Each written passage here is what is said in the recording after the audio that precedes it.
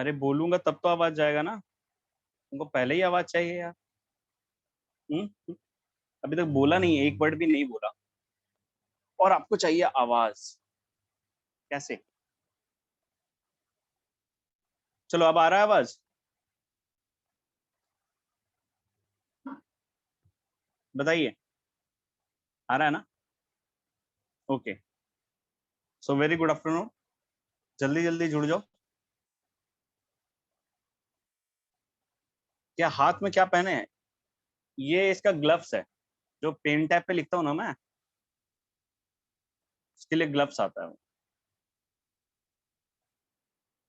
इसको ये भी चाहिए, हाथ पे क्या पहना हुआ है सर आपने?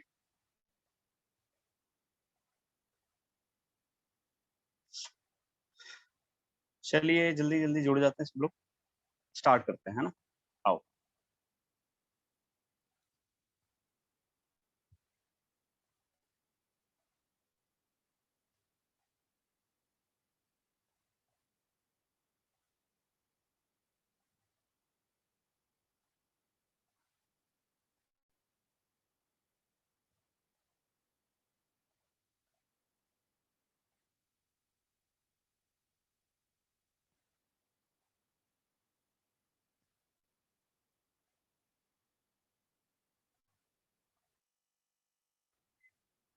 आइए।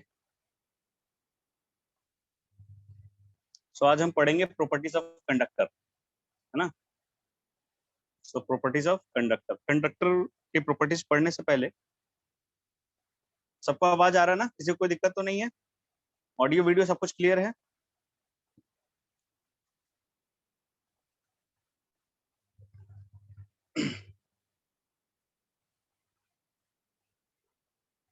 क्लियर है, वेरी गुड।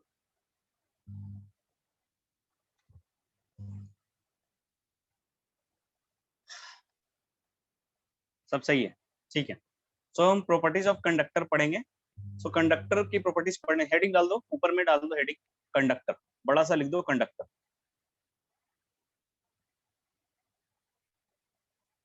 तो लिख लीजिए conductor, write down from a brand new page ना, नए पेज के साथ नई शुरुआत। तो कंडक्टर जानने से पहले आपको मटेरियल जानना चाहिए।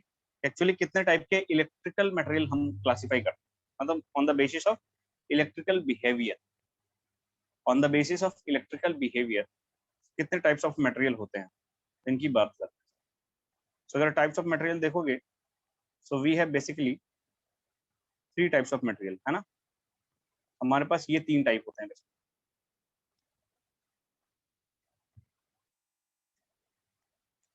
बेसिकली यही होता है, और भी होता है सुपर कंडक्टर नाम का, तो उसकी चर्चा भी नहीं करनी है हमें। अच्छा, तुम न्यू कॉपी के साथ कर रहे हो, वेरी गुड। चलो, तो बेसिकली ये,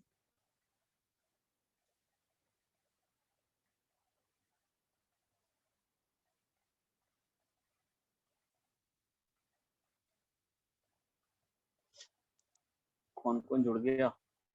सब लोग जुड़ गए? चलो लगभग लगभग लोग जुड़ गए।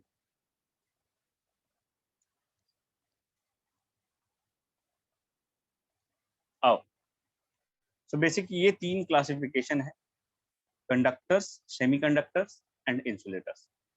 किनको कंडक्टर्स बोलेंगे, किनको सेमीकंडक्टर बोलेंगे, किसको इंसुलेटर बोलेंगे, क्या डिफरेंस है बेसिक? कंडक्टर, सेमीकंडक्टर, इंसुलेटर में किस बात का डिफरेंस, किस एक बात के डिफरेंस है? सब कोई मटेरियल कंडक्टर हो जाता है, कोई इंसुलेटर हो जाता है, और कोई सेमीकंडक्टर हो जाता है। क्या है कंडक्टर, क्या होता है, खुद ही सोचो ना, होता क्या है conductor? Conductor is something which can conduct electricity, है ना? Conductor is something which can conduct electricity. Semiconductor,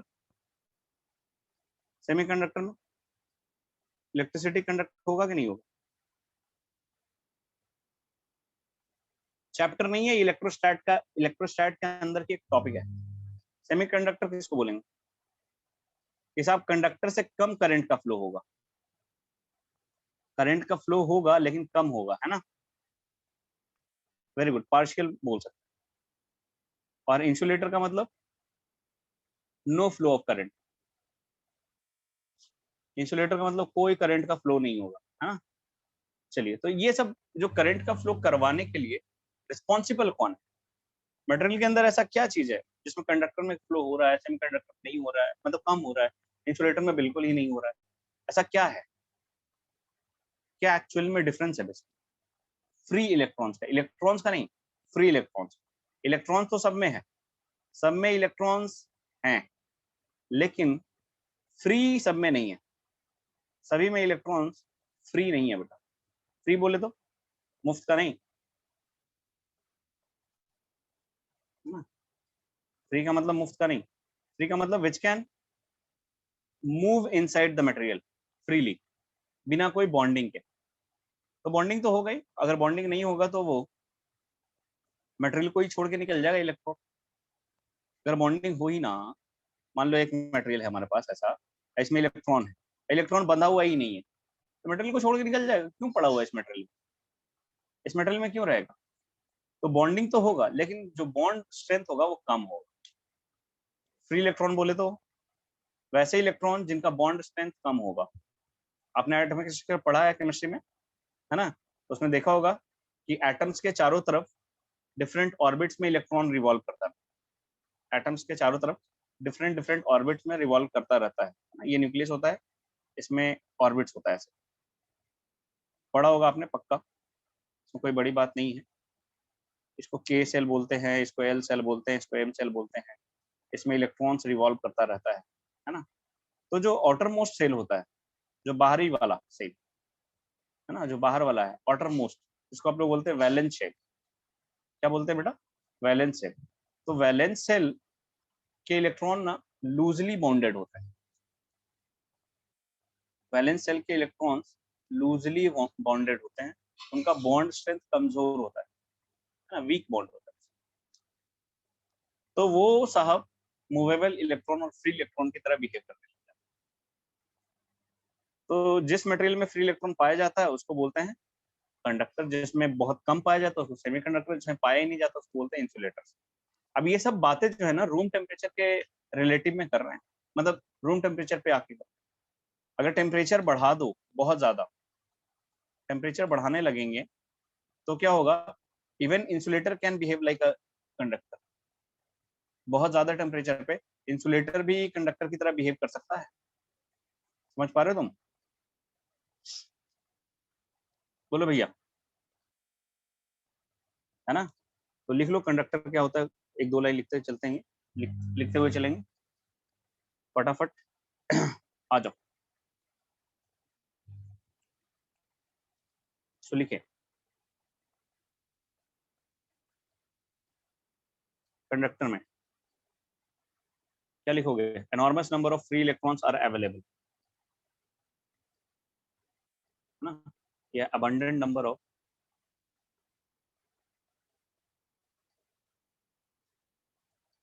abundant number of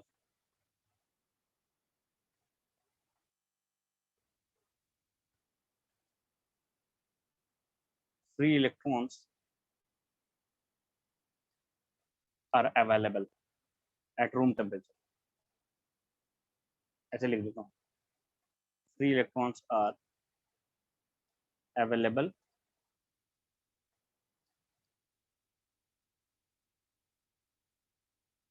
at room temperature।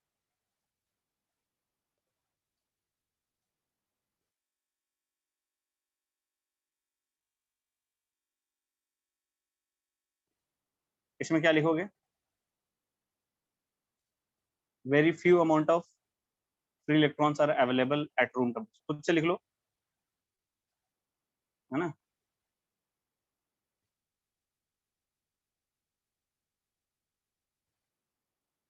लिख लो very few amount of or very few number of free electrons, very few number of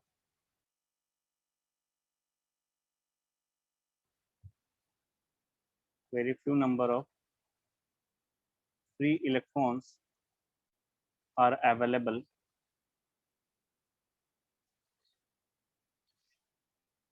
at room temperature।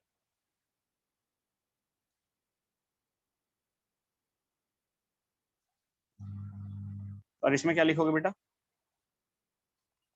Insulator में क्या लिखेंगे?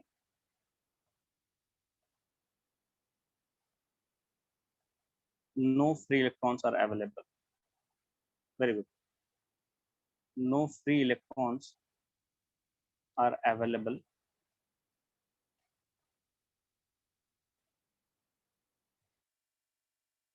No free electrons are available at room temperature.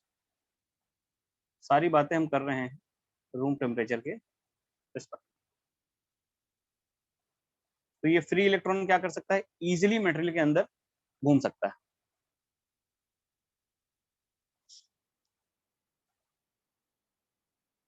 है ना?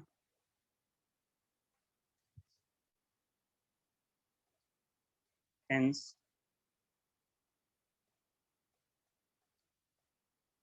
it can conduct electricity through it. Hence it can conduct electricity through itself. Through it लिख लो, itself लिखना, through it। ये क्या लिखेंगे साहब?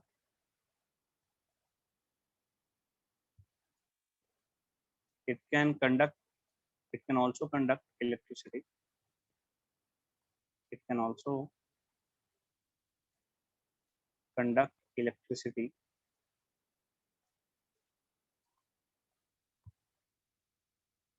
but lesser than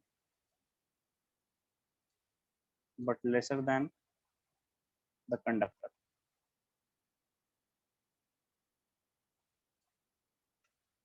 But lesser than the conductor, है ना?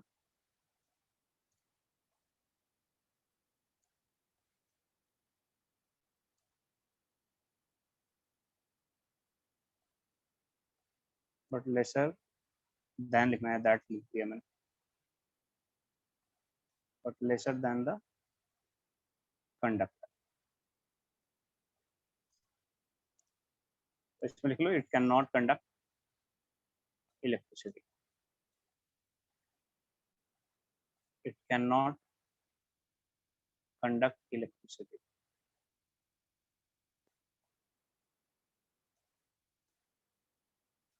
देखो धीरे धीरे हम ना करंट की तरफ बढ़ रहे हैं, समझ रहे हो? हम करंट का बेसिक बना रहे हैं आप, कि जब करंट पढ़ेंगे तो उसकी बेसिक बननी रहेगी आप, है ना? तो प्रॉब्लम नहीं होगा फिर।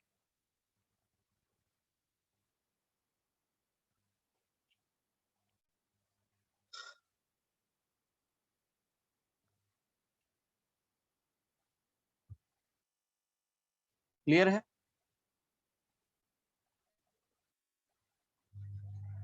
सो कंडक्टर में बहुत सारे फ्री इलेक्ट्रॉन्स होते हैं रूम टेम्परेचर पे, इसलिए ये इलेक्ट्रिसिटी कंडक्ट कर सकता है।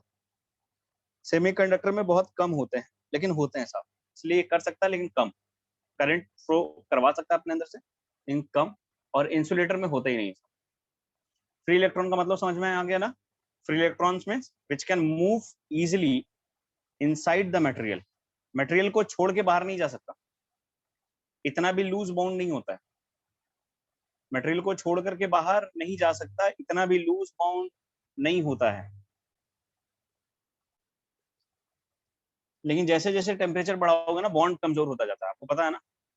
जैसे जैसे टेम्परेचर बढ़ाऊं तो बॉन्ड कमजोर होता जाएगा।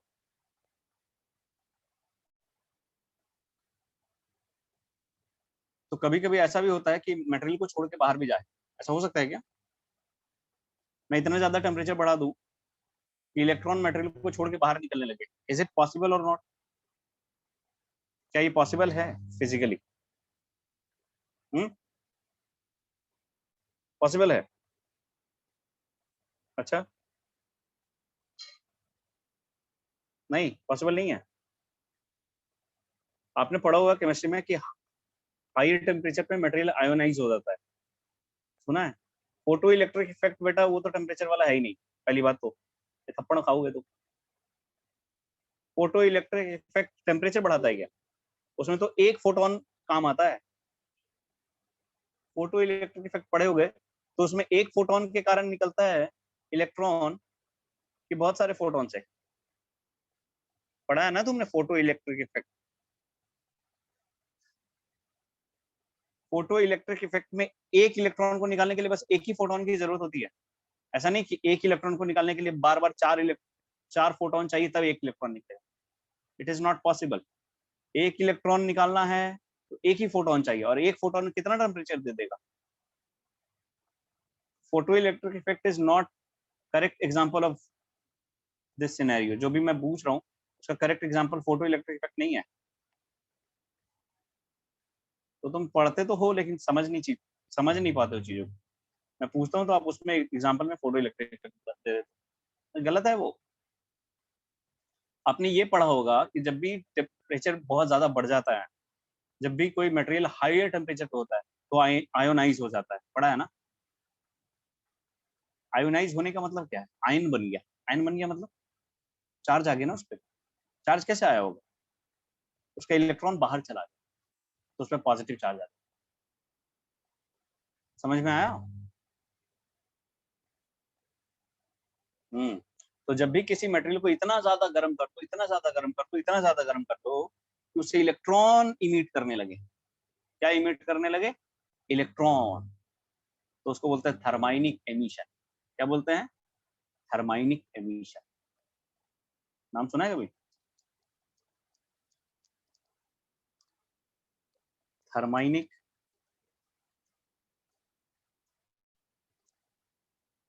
Thermionic emission. इसमें होता क्या है बेटा, किसी मटेरियल का टेम्परेचर इतना बढ़ा देते हैं कि उससे इलेक्ट्रॉन इमिट करने लगता है। This process is known as thermionic emission, है ना। खैर इसे बाद में पढ़ना है तो डोंट वरी, पढ़ाएंगे। थर्माइनिक एमिशन, थर्म का मतलब होता है टेम्परेचर, आयनिक मतलब चार्ज, चार्ज का एमिशन, थर्माइनिक एमिशन। क्लियर है। तो फोटो इलेक्ट्रिक इफेक्ट इसका डायरेक्ट एग्जांपल नहीं है। आगे बढ़ते हैं, अब पढ़ते हैं प्रॉपर्टीज ऑफ कंडक्टर, है ना। सो प्रॉपर्टीज ऑफ कंडक्टर्स, कंडक्टर की प्रॉपर्टीज देखेंगे। चलो बेटा एक कंडक्टर लेते हैं, आ जाइए। आओ एक कंडक्टर लेते हैं। Let's suppose this is our conductor. ये कोई कंडक्टर है, दिख रहा है, न्यूट्रल कंडक्टर है ना। तो कंडक्टर है इसका मतलब इसमें बहुत सारे फ्री इलेक्ट्रॉन्स हैं। फ्री इलेक्ट्रॉन, इलेक्ट्रॉन्स तो हैं ही। देखो दो चीजें हैं इसमें, एक तो इलेक्ट्रॉन और दूसरा फ्री इलेक्ट्रॉन। इलेक्ट्रॉन्स का मतलब वो वाले इलेक्ट्रॉन भी जो बॉन्डेड भी हैं और फ्री भी हैं। तो कुछ बॉन्डेड भी हैं और कुछ फ्री भी हैं, तो बहुत सारे फ्री हैं, है ना। चलिए, सो ये कंडक्टर है बेटा, ध्यान से सुनना, समझना इस बात। कंडक्टर है और वो भी न्यूट्रल। कैसा कंडक्टर है, न्यूट्रल कंडक्टर मतलब कोई भी चार्ज वगैरह इस पे नहीं है, कोई सा भी चार्ज वगैरह इस पे नहीं। इसके अंदर बहुत सारे फ्री इलेक्ट्रॉन्स हैं कि नहीं है, हैं बहुत सारे फ्री इलेक्ट्रॉन्स।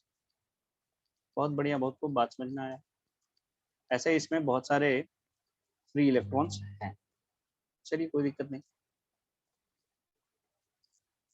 अब क्या कर रहे हैं, इस कंडक्टर को साहब, है कि नहीं है, समझ में आ रहा है ना। तुम्हें ये तो डाउट नहीं हो रहा ना कि सर ये तो न्यूट्रल है, फिर इलेक्ट्रॉन कैसे आ गया इसमें। ऐसा डाउट हो रहा है तो बोल दो भाई, ये न्यूट्रल है फिर इसमें इलेक्ट्रॉन कैसे आ गया। हाँ, ऐसा कोई दिक्कत वाली बात नहीं है ना। न्यूट्रल है फिर कैसे आ गया इलेक्ट्रॉन।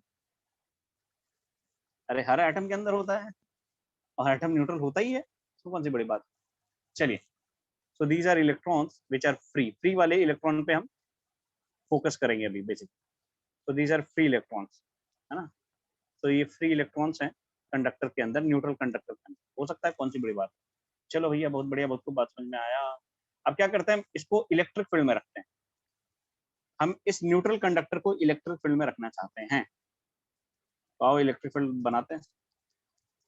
चलिए, ये देखो हमारे पास कंडक्टर है ना, इसको हम इलेक्ट्रिक फील्ड में रखना चाहते हैं। रखेंगे और क्या, आओ। ध्यान से देखो, लो रख दिया, conductor inside N electric field, ये कंडक्टर है, यहाँ पे इलेक्ट्रिक फील्ड है ई, ई वेक्टर, है ना। अब इसमें बहुत सारे फ्री इलेक्ट्रॉन्स हैं, किसी एक फ्री इलेक्ट्रॉन को पकड़ेंगे, किसी एक फ्री इलेक्ट्रॉन को पकड़ेंगे और उस पर चर्चा करेंगे। ध्यान से देखो, किसी एक फ्री इलेक्ट्रॉन को पकड़ते हैं, उस पर चर्चा करते हैं। आप खुद समझो, फ्री इलेक्ट्रॉन पे चार्ज है नेगेटिव और ये मूव कर सकता है, और ये कंडक्टर के अंदर है, और कंडक्टर को रख दिया एक इलेक्ट्रिक फील्ड में, तो क्या होगा खुद बताओ? क्या इस इलेक्ट्रॉन पे फोर्स लगेगा? क्या इस इलेक्ट्रॉन पे फोर्स लगेगा? हाँ लगेगा साहब, लगेगा, जरूर लगेगा, क्यों नहीं लगेगा। किधर की तरफ लगेगा? इलेक्ट्रिक फील्ड की तरफ की उसके opposite direction. Very good, opposite direction में लगेगा। समझ में आ रहा है साहब? यानी इस पे साहब एक फोर्स लगा, इस इलेक्ट्रॉन पे फोर्स लगा। कितना फोर्स लगा बेटा? समझना यहाँ पे, Q इंटू ई, Q यहाँ पे E है actually, Q is E, E into E, इतना फोर्स लगा। तो अब जब इस पे फोर्स लगा और ये फ्री भी है बेचारा, तो जिधर फोर्स लगे उधर ही जाएगा ना यार। एक तो ये फ्री है, तो जिधर फोर्स लगेगा उधर ही जाएगा ना, है कि नहीं? किधर जाएगा? जिधर फोर्स लगे उधर जाएगा। इसका मतलब ये इलेक्ट्रॉन इधर जाएगा, तो इधर कैसा चार्ज आएगा? नेगेटिव चार्ज आ जाएगा। इधर कैसा चार्ज आ जाएगा? नेगेटिव चार्ज आ जाएगा। और इधर नेगेटिव आ गया, मतलब इधर कैसा आ गया? पॉजिटिव आ गया। अब ऐसे एक ही इलेक्ट्रॉन के बहुत सारे हैं, बहुत सारे। तो एक ही नेगेटिव चार्ज इधर आएगा कि बहुत सारे आ सकते हैं? बहुत सारे आ सकते हैं, आ सकते हैं कि नहीं? तो ऐसे इस पे चार्ज डेवलप होता है, इधर की तरफ नेगेटिव चार्ज डेवलप, और इधर की तरफ positive charge develop. Are you getting it? Electric field के उल्टे डायरेक्शन वाले सरफेस पे नेगेटिव चार्ज डेवलप हो गया, और इलेक्ट्रिक फील्ड के तरफ वाले डायरेक्शन पे, सॉरी सरफेस पे, पॉजिटिव चार्ज डेवलप हो गया। आई होप आपको ये समझ में आया होगा, क्योंकि इलेक्ट्रॉन पे फोर्स लगा, इलेक्ट्रॉन मूव किया उल्टे डायरेक्शन में, तो उधर नेगेटिव चार्ज आया, और नेगेटिव चार्ज अगर उधर आया तो इधर पॉजिटिव चार्ज। अब एक बात समझो कि अगर कहीं पॉजिटिव चार्ज है, कहीं पॉजिटिव चार्ज है, तो उसके कारण इलेक्ट्रिक फील्ड क्या होता है? पॉजिटिव चार्ज से दूर, तो एक इधर इलेक्ट्रिक फील्ड आ जाएगा, और कहीं नेगेटिव चार्ज है ऐसे, तो इस नेगेटिव चार्ज के कारण इलेक्ट्रिक फील्ड क्या होता है? इसके तरफ, है कि नहीं? हाँ कि नहीं? बोलो बेटा।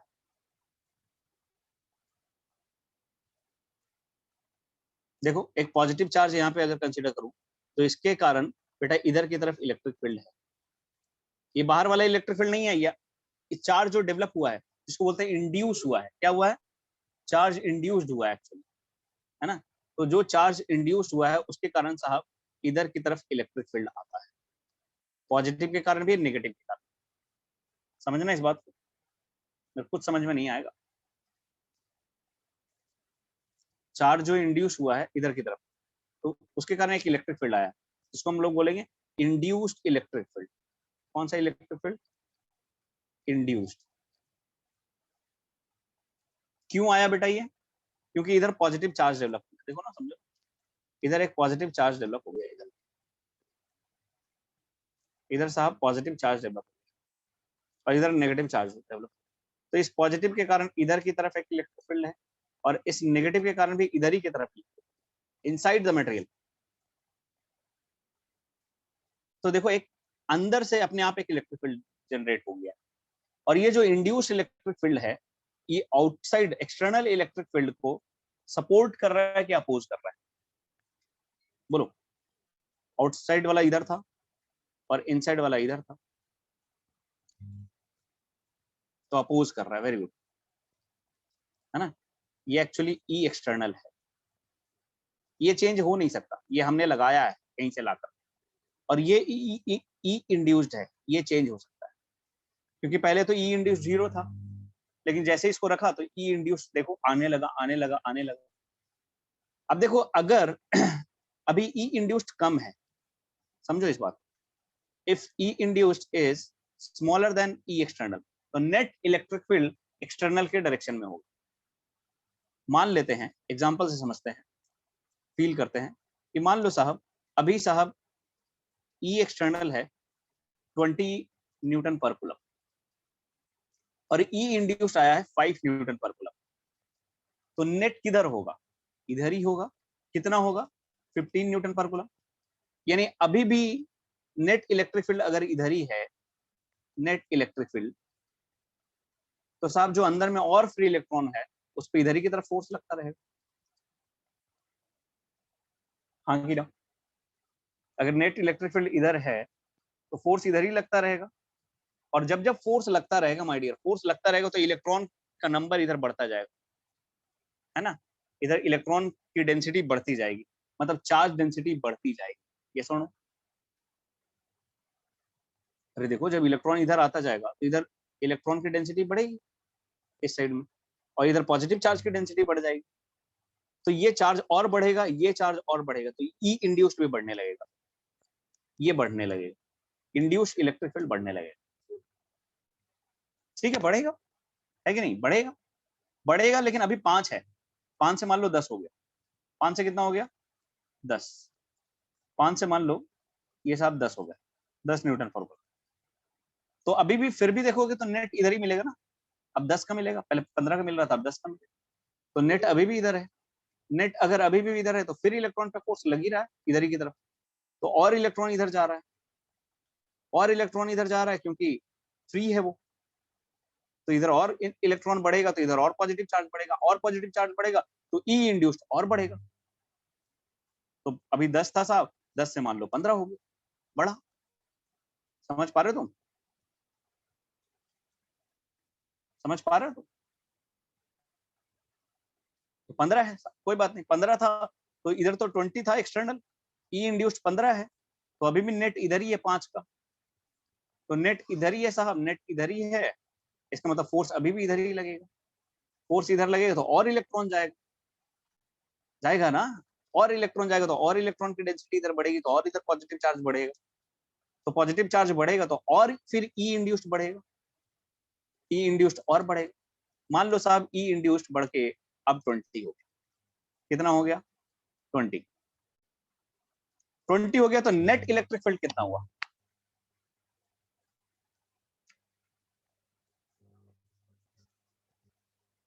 ट्वेंटी हो गया तो नेट इलेक्ट्रिक फील्ड क्या हुआ? एक्सटर्नल भी 20 है ना, और इंड्यूस्ड भी 20, सो नेट इलेक्ट्रिक फील्ड हो गया साहब 0, नेट इलेक्ट्रिक फील्ड 0 हो गया।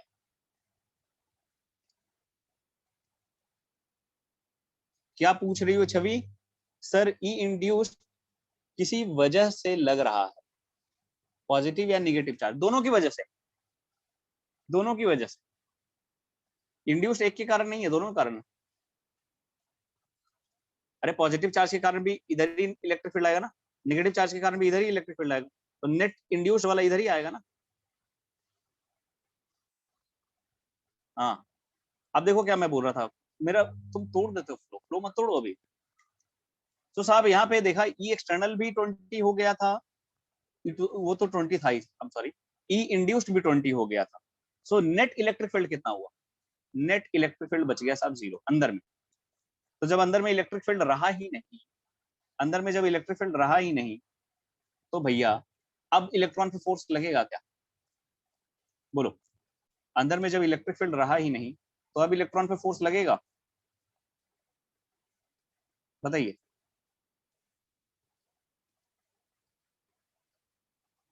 अंदर में जब इलेक्ट्रिक फील्ड रहा ही नहीं तो अब इलेक्ट्रॉन पे फोर्स लगेगा क्या? नहीं लगेगा यार, कहां से लगाएगा? इलेक्ट्रिक फील्ड ही नहीं है, यानी इलेक्ट्रॉन पे कब तक फोर्स लगता रहेगा? बोलो, इलेक्ट्रॉन पे भैया कब तक फोर्स लगता रहेगा? कब तक? जब तक कि अंदर में इलेक्ट्रिक फील्ड, जिसको हम लोग बोल रहे हैं इंड्यूस्ड इलेक्ट्रिक फील्ड, जब तक कि ई इंड्यूस्ड ई नेट के बराबर नहीं, मैग्नीट्यूड वाइज। ई इंड्यूस्ड इधर, सॉरी ई एक्सटर्नल इधर है, ई नेट लिख दिया, ई एक्सटर्नल लिखना चाहिए, ई एक्सटर्नल, ई एक्सटर्नल इधर है और ई इंड्यूस्ड इधर होगा। तो इलेक्ट्रॉन पे फोर्स लगता रहा लगता रहा लगता रहा, कब तक? जब तक कि external electric field, sorry induced electric field external electric field के बराबर नहीं हो गया मैग्नीट्यूड वाइज, लेकिन डायरेक्शन में उल्टा, डायरेक्शन में उल्टा। यानी अगर मैं वेक्टर के साथ लिखूं, मेरे को लिखना चाहिए E induced vector equals to minus of E external vector. और जब ऐसा हो गया तो नेट कितना मिला बेटा? सो नेट इलेक्ट्रिक फील्ड होता है ई एक्सटर्नल माइनस ई इंड्यूस, और दोनों मैग्नीट्यूड वाइज बराबर हैं, तो नेट इलेक्ट्रिक फील्ड 0।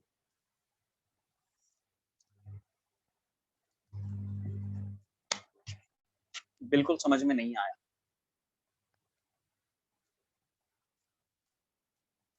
बोलो।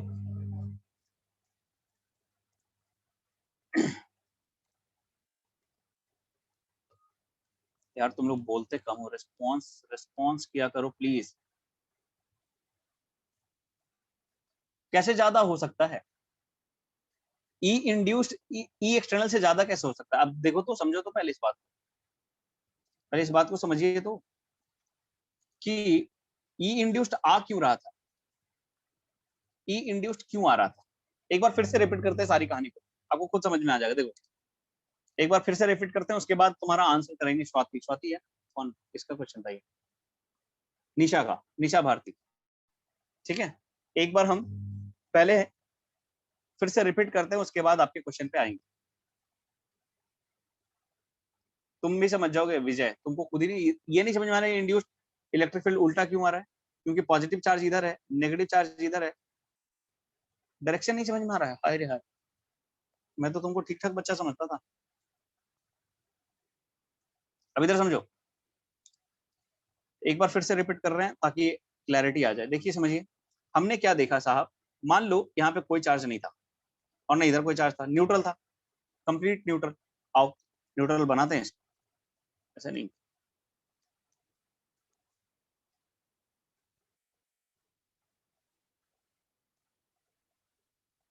कंडक्टर क्यों मूव करेगा?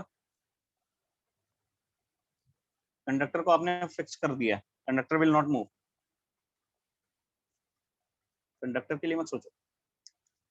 अब यहाँ देखो, बहुत परेशान कर रहा है तुम।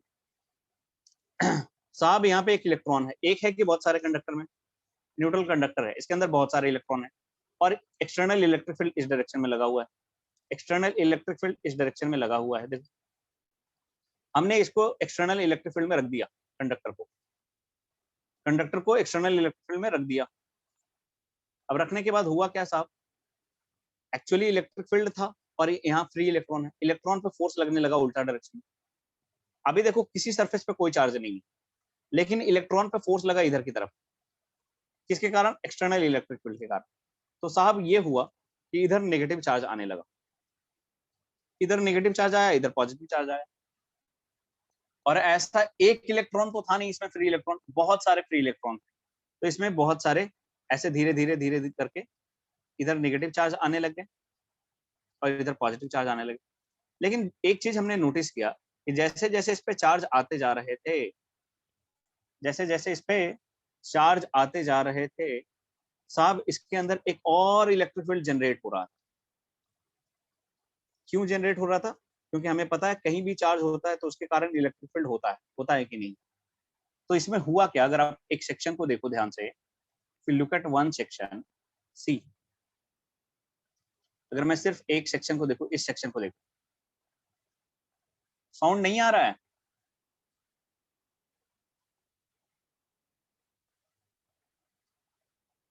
आ तो रहा है, सब लोग बोल रहे हैं। निशा आप, तुमको पता कैसे चलेगा, मैं बोलूंगा अभी तो साउंड जा ही नहीं रहा है।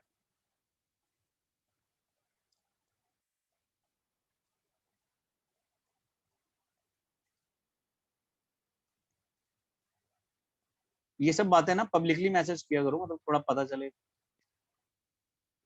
हाँ बोलो पीयूष, सही है ना सब कुछ? ठीक है,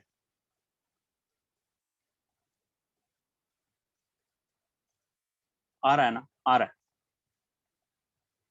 चलो क्या बोल रहा था, मैं भूल गया, हे भगवान।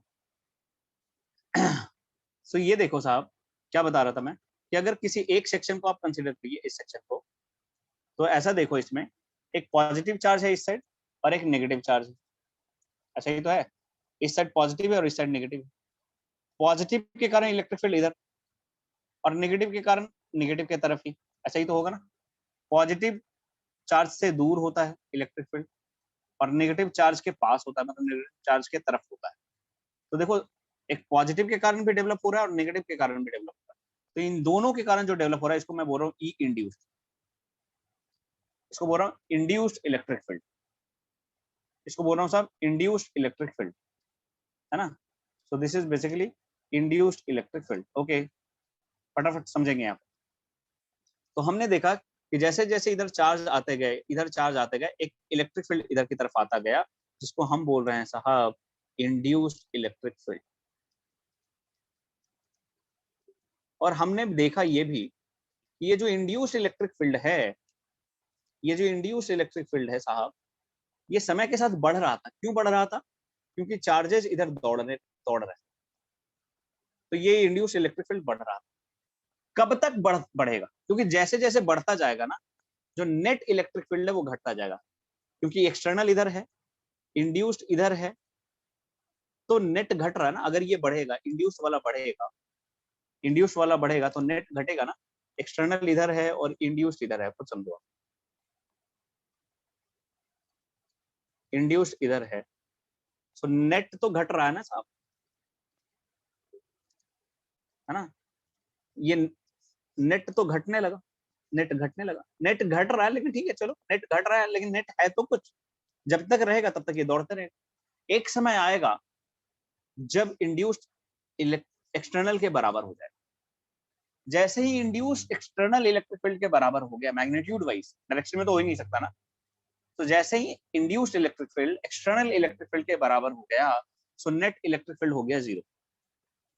और जैसे ही नेट इलेक्ट्रिक फील्ड जीरो हो गया, अब इलेक्ट्रॉन दौड़ ही नहीं सकता, अब इलेक्ट्रॉन दौड़ नहीं सकता, तो और चार्ज इधर बढ़ेगा नहीं, तो और चार्ज बढ़ेगा नहीं, तो इंड्यूस्ड इलेक्ट्रिक फील्ड और बढ़ेगा नहीं। ये इसका मतलब अब चार्ज का फ्लो, जो इलेक्ट्रॉन का फ्लो था, वो रुक जाएगा। बोलो, अब इलेक्ट्रॉन का फ्लो रुक जाएगा। कब? जब induced electric field external electric field के मैग्नीट्यूड के बराबर हो जाए। थोड़ा थोड़ा चमका यार, कुछ नहीं चमका, बोलो, समझ में आया? चमका? ओके, वेरी गुड, बहुत खूब। इसका मतलब क्या समझ में आया? अब आ गया सर, अब सब कुछ वेरी गुड। इसका मतलब साहब आपको ये बात समझ में आनी चाहिए कि जो समझाना चाहता हूँ वो समझो।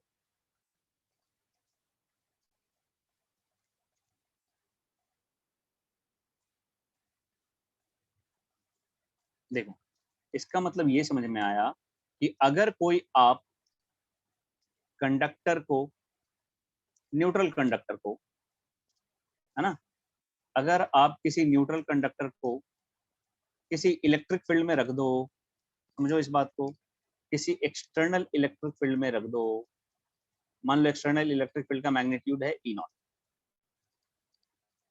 एक्सटर्नल इलेक्ट्रिक फील्ड का मैग्नीट्यूड ई नॉट है, तो क्या होता है साहब, इसमें चार्ज डेवलप हो जाता है, ऐसे बाहर की तरफ, इस पे चार्ज डेवलप हो जाता है। और ऐसा कब तक चार्ज डेवलप, कब तक होता रहता है, कब तक चार्ज इधर फ्लो होता रहेगा? जब तक कि अंदर में साहब इंड्यूस्ड इलेक्ट्रिक फील्ड एक्सटर्नल के बराबर ना हो। यानी अंदर में साहब घटना ये होगी कि एक तो इंड्यूस्ड इलेक्ट्रिक फील्ड आएगा इधर की तरफ,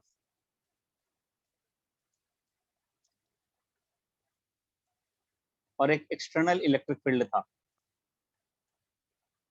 इधर की तरफ।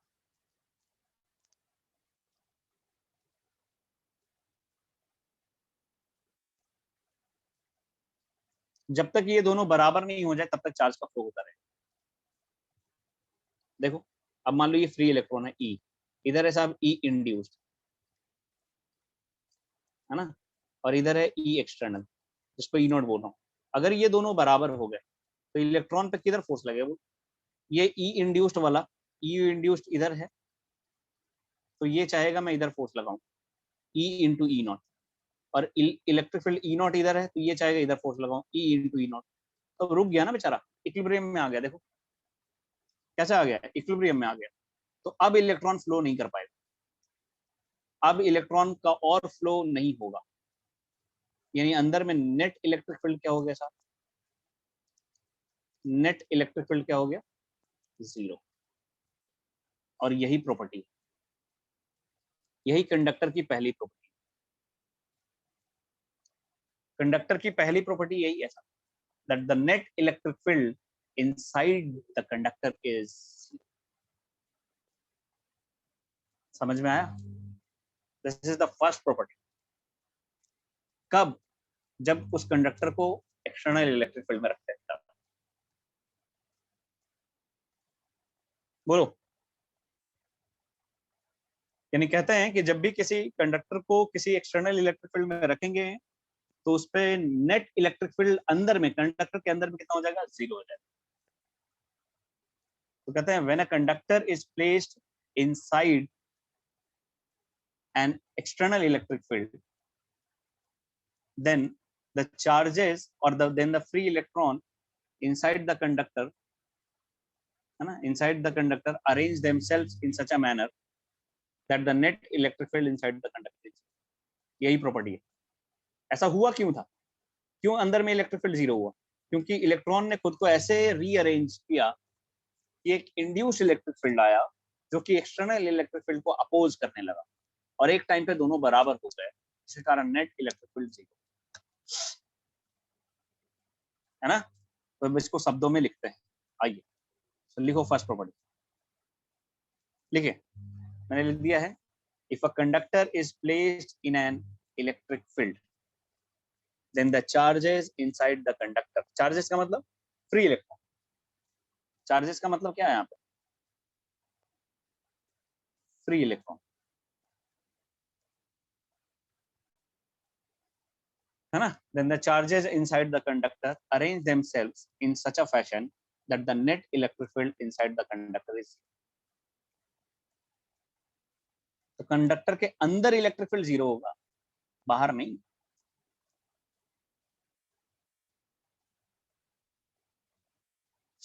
कंडक्टर के अंदर इलेक्ट्रिक फील्ड जीरो होगा। क्या बोल रहे हो शिवम? अंदर जीरो हो गया, एक्सटर्नल फील्ड तो लेफ्ट से आ रहा है ना, तो उसके राइट साइड में रहेगा, कोई उठा लो मेरे को। अंदर की बात कर रहा हूँ, कंडक्टर के अंदर की, कंडक्टर के अंदर, ये पूरा कंडक्टर है, इसके अंदर जीरो हुआ, बाहर जीरो नहीं हुआ है।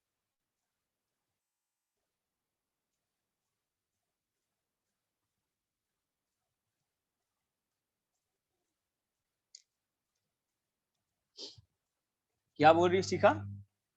सर अगर हम लोग कोई चार्ज इंटेंशनली रखेंगे तो भी जीरो होगा ना, मतलब नहीं समझ में आया शिखा? क्या बोलना चाहिए हमको, कुछ समझ में नहीं आया। शिवम तुमको समझ में आया मैंने क्या बोला?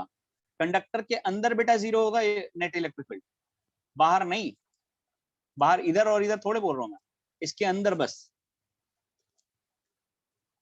समझ गए? ओके। शिखा आप अपना बात समझाओ मेरे को, इस बात को लिखो ध्यान से।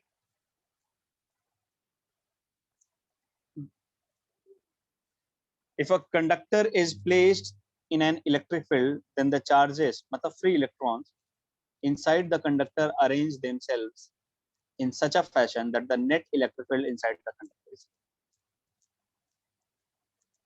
कंडक्टर की बात चल रही है ना, किसी चार्ज का थोड़े बात कर रहे हैं हम प्रॉपर्टीज ऑफ कंडक्टर पढ़ने वाले हैं। किसी चार्ज को क्यों सोचेंगे शिखा?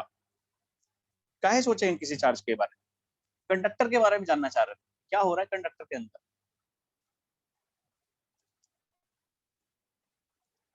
क्लियर है? ओके, वेरी गुड, समझ गई मतलब।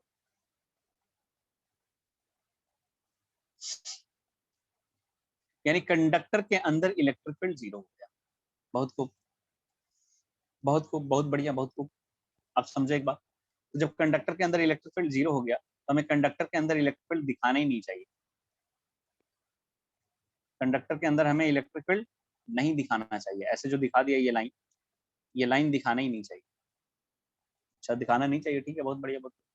अब खुद समझो, एक बात समझाता हूँ मैं, यहीं पे समझते हैं कि हमने पढ़ा था साहब, एक रिलेशन पढ़ा था पोटेंशियल और इलेक्ट्रिक फील्ड में, याद है? एक रिलेशन पढ़ा था इलेक्ट्रिक फील्ड एंड पोटेंशियल, याद है क्या? बोलो। हाँ, क्या था? हमने पढ़ा था electric field equals to minus DV by D R, पढ़ा था, याद है? Electric field equals to minus DV by D R, है ना? अब खुद बताओ, ऐसे उल्टा लिख देता हूं मैं, कोई दिक्कत है क्या? ऐसे लिखते हैं तुम, electric field equals to minus DV by D R, where V is potential, है ना, और ई इलेक्ट्रिक फील्ड है। मैं उल्टा करके लिखूं तो ऐसे लिख सकता हूँ, कह रहा है DV by D r equals to minus E dot, minus E लिख सकता हूँ, लिख सकता हूँ ना, dv by D r equals to minus, लिख सकता हूँ। अब ई कितना है बेटा? ई कितना है अंदर में? E is zero, E is zero, मतलब आप लिख सकते हो, इसका मतलब ये है कि DV by D R, inside the conductor की बात चल रही है, DV by D R is zero, DV by D R is zero. कहाँ पे बात कर रहे हैं? Inside conductor. देखो, डीवी बाई डी आर कुछ नहीं है, डिफरेंशिएशन ही तो है। किसका डिफरेंशिएशन जीरो होता है? किसका डिफरेंशिएशन जीरो होता है? कांस्टेंट का। इसका मतलब हमें समझ में आ गया कि v इज कांस्टेंट। इसका मतलब ये समझ में आ गया कि v इज कांस्टेंट। v क्या है बेटा? कांस्टेंट हो गया, हाँ कि ना? यानी पोटेंशियल कांस्टेंट, यानी inside the conductor everywhere potential remains same. Conductor के अंदर हर जगह पोटेंशियल सेम, इसका मतलब ये भी होगा। तो कंडक्टर के सरफेस पे भी हर जगह पोटेंशियल सेम होगा ना, हाँ कि ना?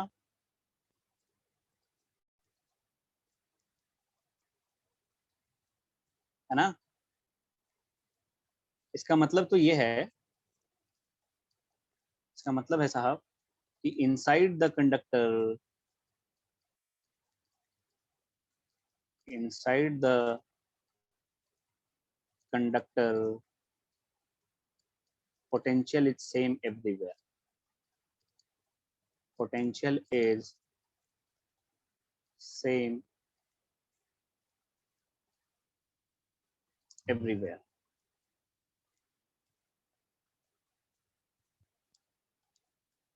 है ना? तो अगर पोटेंशियल सेम है बेटा, हर जगह सेम है, तो इसके सरफेस पे भी तो सेम है हर जगह, इसके सरफेस पे भी तो सेम है हर जगह, है ना? और अगर इसके सरफेस पे सेम है हर जगह, कांस्टेंट है पोटेंशियल, तो इस तरह के सरफेस को क्या बोलते थे? इस तरह के सरफेस को क्या बोलते थे?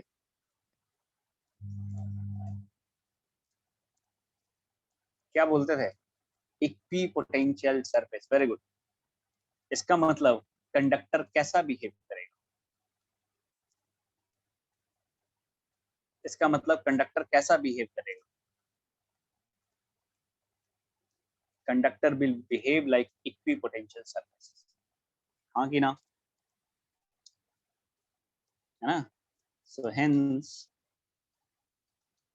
Conductor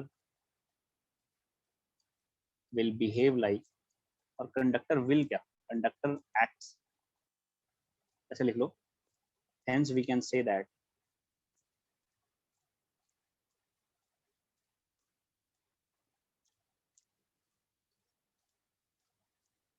conductor acts like an equipotential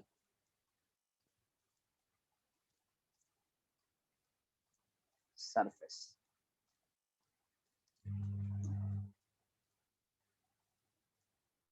Hence, we can say that conductor acts like an equipotential. क्या लिखा गया?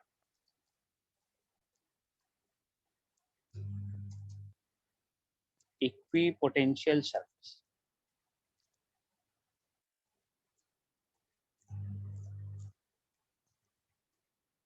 है ना?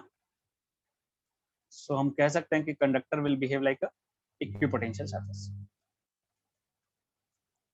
कहानी क्लियर है यहाँ तक? सबको समझ में आ रहा है कि दिक्कत है?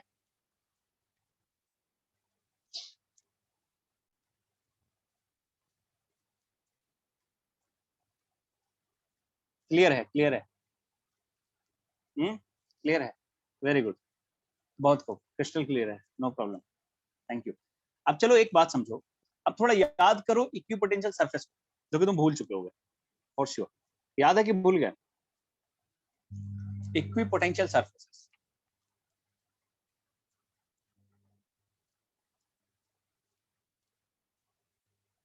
याद है? इक्विपोटेंशियल सरफेस पे इलेक्ट्रिक फील्ड कैसा होता था? इलेक्ट्रिक फील्ड इक्विपोटेंशियल सरफेस पे कैसा होता था? मतलब परपेंडिकुलर होता था. Very good. जो electric field is always perpendicular to equipotential surface. अब बेटा आप खुद समझिए, ये जो सरफेस है बना हमारा, ये इक्विपोटेंशियल सरफेस है कि नहीं है? तो इस पे भी जो इलेक्ट्रिक फील्ड जो आप बना रहे, ऐसे बना रहे हो, देखो ये परपेंडिकुलर है क्या? हा? अगर मैं कहूँ क्या ये परपेंडिकुलर है? नहीं है ना. तो होना चाहिए ना परपेंडिकुलर, होना चाहिए ना परपेंडिकुलर, होना चाहिए परपेंडिकुलर. मतलब ये जो डायग्राम है ये सही है?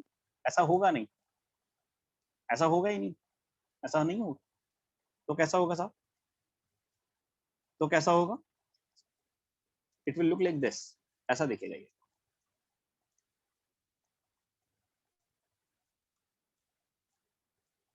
देखिए, it will look like this. Now you can see. देखो यहाँ से जो पोटेंशियल है परपेंडिकुलर है सरफेस, परपेंडिकुलर सरफेस पे, परपेंडिकुलर सरफेस, परपेंडिकुलर है सरफेस पे, और अंदर में कोई इलेक्ट्रिक फील्ड का लाइन नहीं बनाया. आज तक बोल रही है सर ये तो और अजीब है. अजीब क्या ही समझो तो. देखो ये ऐसा ओरिजिनल नहीं था, ओरिजिनल फील्ड यही था, ओरिजिनल फील्ड यही था. This was the original. लेकिन जैसे ही कंडक्टर को इसके अंदर रखते हैं ना, फील्ड ऐसा हो जाता. समझ में आ रहा है? पहले ये बताओ समझ में आया कि नहीं कि कैसे हुआ ये? कैसा लग रहा है? एकदम जादू हो गया ऐसा तो नहीं लग रहा है ना? ये क्यों हुआ ऐसा ये समझ में आ रहा है ना? आया. तो देखिए electric field are perpendicular everywhere. देखो यहाँ पे परपेंडिकुलर, परपेंडिकुलर है कि नहीं? और अंदर में कोई भी इलेक्ट्रिक फील्ड लाइंस नहीं बनाया क्योंकि नेट इलेक्ट्रिक फील्ड अंदर में जीरो है. अंदर में कोई भी इलेक्ट्रिक फील्ड लाइंस मैंने बनाई नहीं क्योंकि नेट इलेक्ट्रिक फील्ड जीरो.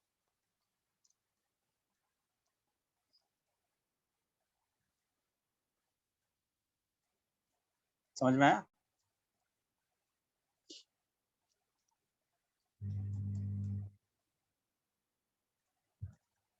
ये गलती है और क्या.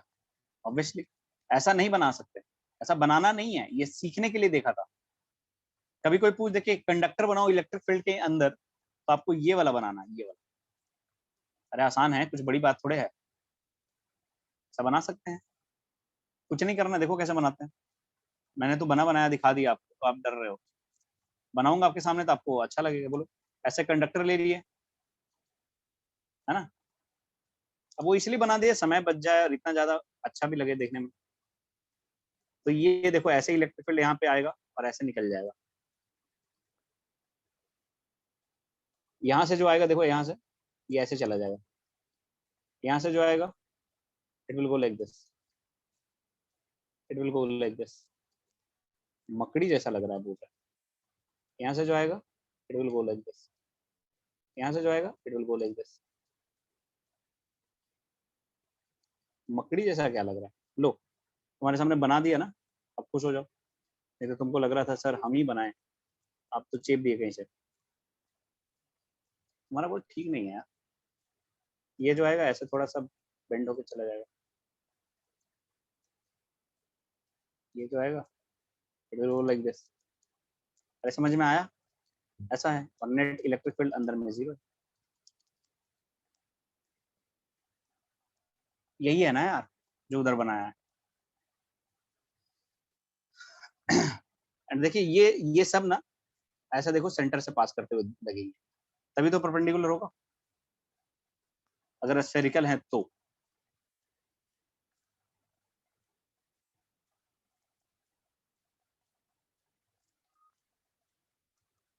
क्लियर है।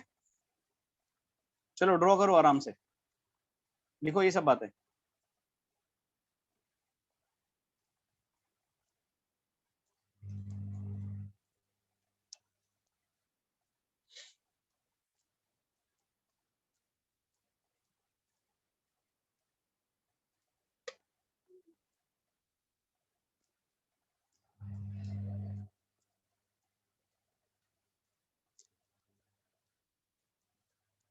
एक घंटा हो गया यार, पता ही नहीं चला। 1 घंटा हो गया। लिख लिए, वेरी गुड।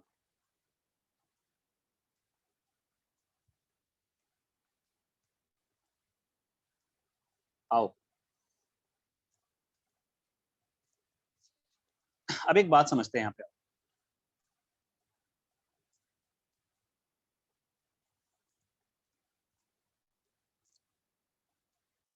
समझिए, हमने देखा कि जब भी किसी कंडक्टर को किसी इलेक्ट्रिक फील्ड में रखते हैं, जब भी किसी कंडक्टर को किसी इलेक्ट्रिक फील्ड में रखते हैं, तो net electric field inside the conductor कितना होता है बेटा?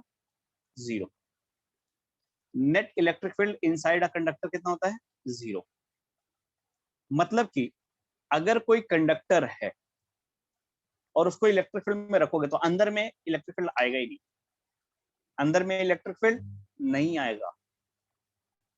तो जनरली क्या होता है, हमारे पास मान लो कोई ऐसा डिवाइस है जो कि इलेक्ट्रिक फील्ड के कारण खराब हो सकता है, बहुत प्रीशियस डिवाइस है, तो उसको हमेशा ना कंडक्टिंग बॉक्स के अंदर रखते हैं।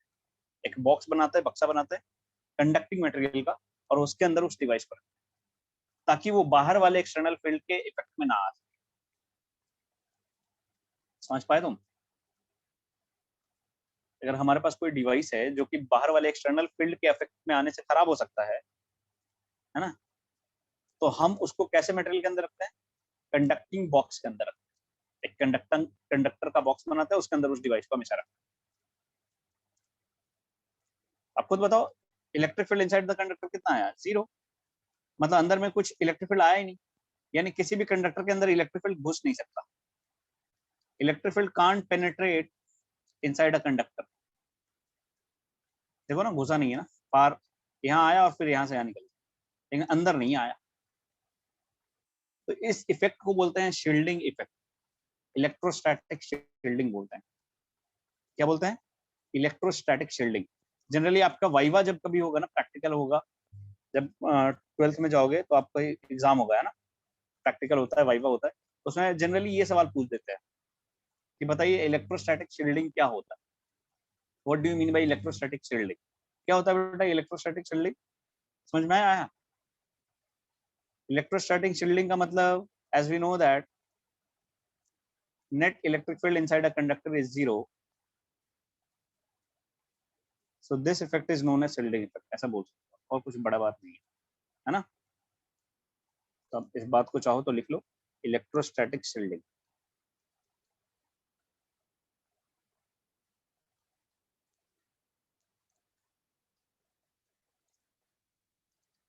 इलेक्ट्रोस्टैटिक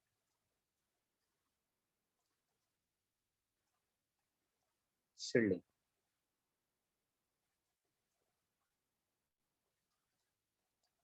शील्ड की तरह काम कर रहा है ना, सुरक्षा कवच। हिंदी में इसको बोलते हैं वैद्युत स्थिर कवच, है ना? सही से लिखो, अच्छा लिखो। इतना सुंदर सब कुछ लिखा हुआ है, एक जगह गंदा लिखा है, अच्छा नहीं लिखा। सो इलेक्ट्रोस्टैटिक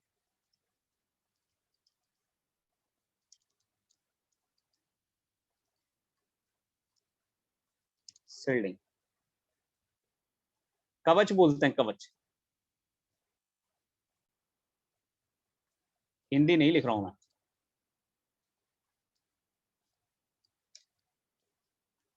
सो बेसिकली ये फिनोमेना है ना? तो लिख सकते हो तुम, net electric field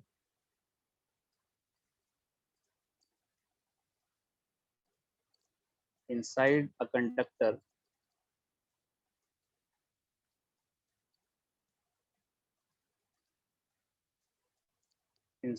conductor is always zero.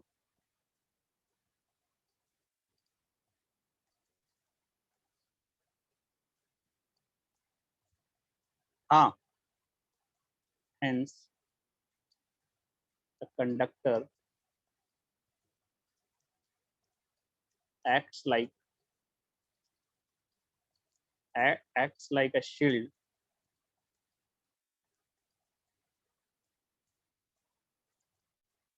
for electric field. चलो, this phenomena is known as electrostatic shielding. जो मन करे लिख लो। आगे बढ़े।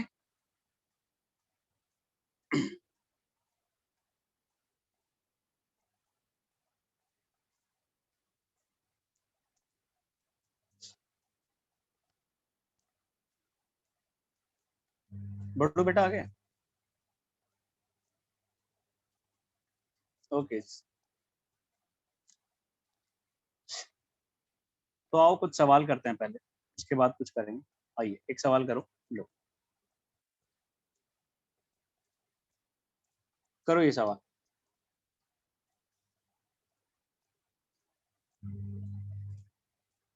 ये स्फेयर है बेसिकली, है ना?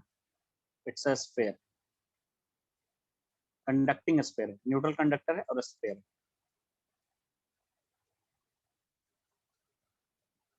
है ना?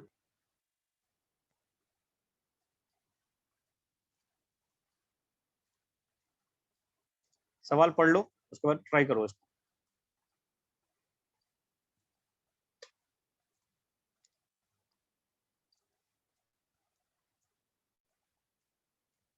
बोला है find induced electric field at point A. Point A कहीं दिख रहा होगा आपको?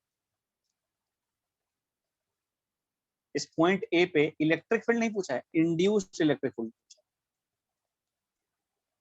Find induced electric field at point ए। तो क्यों आएगा induced electric field? Induced electric field तभी आएगा ना जब इसको किसी इलेक्ट्रिक फील्ड में रखेंगे स्फीयर को। तो हमने कोई इलेक्ट्रिक फील्ड दिया है क्या? इलेक्ट्रिक फील्ड नहीं दिया, लेकिन इसके बाहर एक चार्ज रख दिया क्यू, जिसके कारण इलेक्ट्रिक फील्ड आ जाएगा।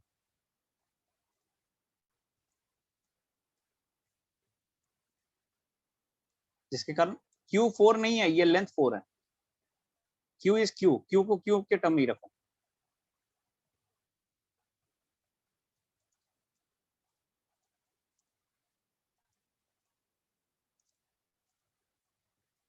Q4 नहीं है बेटा,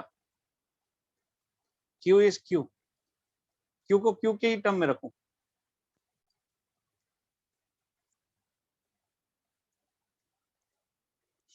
very good Shubham. Direction, direction के साथ बताना, ऐसा कुछ हवा में नहीं बता। तो मैग्नीट्यूड बताया आपने, ये एक्स एक्सिस है और ये वाई एक्सिस है। फील्ड बता रहे हो ना, इलेक्ट्रिक फील्ड, तो वेक्टर फॉर्म में बताओगे ना, आई कैप जे कैप के form.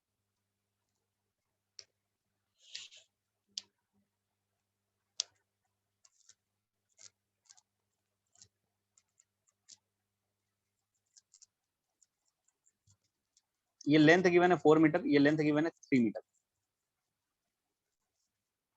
You need to tell induced electric field at point A. करो करो करो।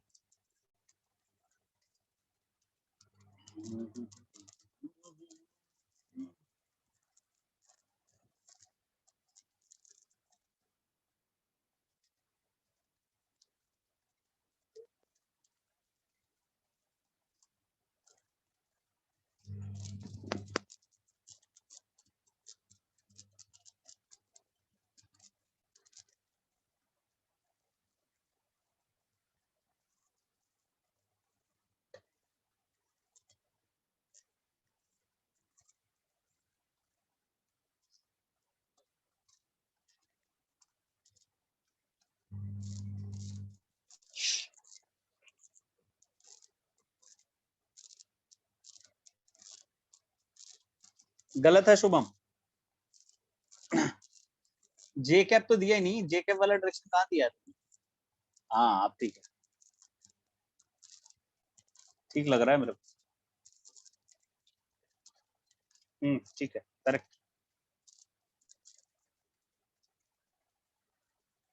और भी लोग आंसर दें।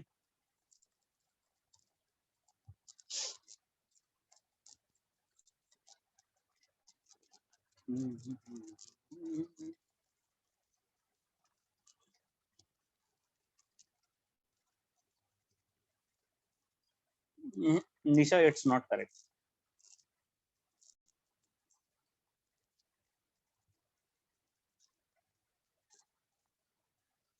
देखो ये ए टू बी वाला लाइन ज्वाइनिंग है, ए टू बी। अब ए टू बी वाला लाइन का लेंथ कितना है बेटा, ये बताना थोड़ा।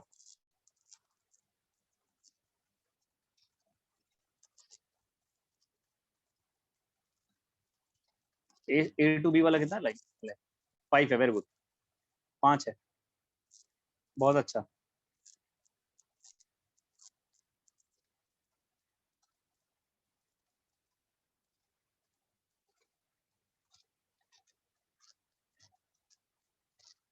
ऐसा आ गया।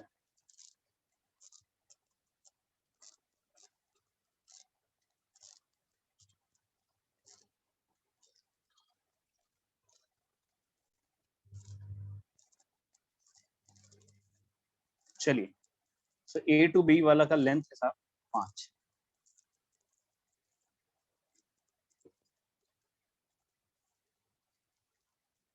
है ना? आओ देखो करते हैं। तो इस क्यू चार्ज के कारण ए पे इलेक्ट्रिक फील्ड होगा कि नहीं? इस क्यू चार्ज के कारण ए पॉइंट ए पे इलेक्ट्रिक फील्ड होगा, किधर की तरफ होगा? क्यू चार्ज पॉजिटिव है, तो पॉजिटिव चार्ज के कारण दूर होता है इलेक्ट्रिक फील्ड का डायरेक्शन, तो हमें पता है इधर की तरफ होगा सब। ऐसा होगा कि नहीं होगा? ये किसके कारण बता रहा हूं मैं? क्यू चार्ज के कारण। तो क्यू चार्ज बाहरी इलेक्ट्रिक फील्ड देगा ना, तो बेसिकली ये ई एक्सटर्नल होगा, हाँ कि ना? It is E external. और ई एक्सटर्नल कितना होगा साहब? खुद देख लो।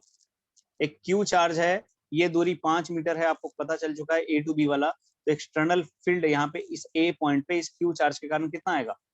ये Q upon R square, R is 5, तो 25। लेकिन इस ए पॉइंट पे इलेक्ट्रिक फील्ड ये एक्सटर्नल वाला है, एक्सटर्नल वाला तो आपसे पूछा ही नहीं था, आपसे पूछा है इंड्यूस वाला बताओ। तो इंड्यूस वाला किधर होता है? हमें पता है इंड्यूस वाला किधर होता है। इंड्यूस्ड वाला इसके उल्टे डायरेक्शन में इतना ही मैग्नीट्यूड का, इंड्यूस्ड वाला इसके उल्टे डायरेक्शन में होता है और इतना ही मैग्नीट्यूड का। हाँ कि ना? इंड्यूस्ड इलेक्ट्रिक फील्ड साहब ये हो, और सेम मैग्नीट्यूड का, क्योंकि मैग्नीट्यूड में कोई चेंज होता ही नहीं, मैग्नीट्यूड में कोई चेंज नहीं होता साहब, है ना? तो आप खुद देखो, इधर साहब ऐसे एक्स एक्सिस है, इधर आपका वाई एक्सिस है, और यहाँ पे एक ऐसे इंड्यूस्ड इलेक्ट्रिक फील्ड, ये इंड्यूस्ड इलेक्ट्रिक फील्ड।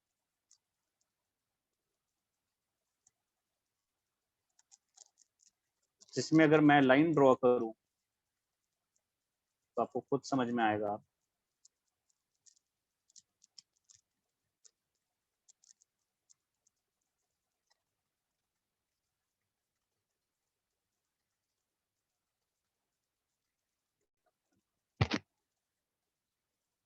मान लो चलेगा कि साहब ये पता है आपको, ये 4 है, ये 4 मीटर है एंड दिस इज 3 मीटर, है ना। और इसका मैग्नीट्यूड पता चल हुआ है, ई इंड्यूस का मैग्नीट्यूड ई एक्सटर्नल के बराबर होगा। ई एक्सटर्नल है KQ/25। इसको ई नॉट मान लो क्या, बार बार KQ/25 लिखना बहुत बड़ा होगा, तो ई नॉट मान लो। अब देखो इसको वेक्टर फॉर्म में लिखना है, इस वेक्टर को तोड़ दो, तो इस वेक्टर को तोड़ोगे तो 2 वेक्टर मिलेंगे आपको एक्चुअली। अरे इस वेक्टर को तोड़ो ना, इसका रिजल्ट एक कंपोनेंट इधर आएगा और एक कंपोनेंट इधर आएगा। वेक्टर फॉर्म में लिखना है ना हमें, जब भी वेक्टर फॉर्म में लिखना होता है कंपोनेंट तोड़ देते हैं, है कि नहीं। तो हम वेक्टर फॉर्म में लिखना चाहते हैं,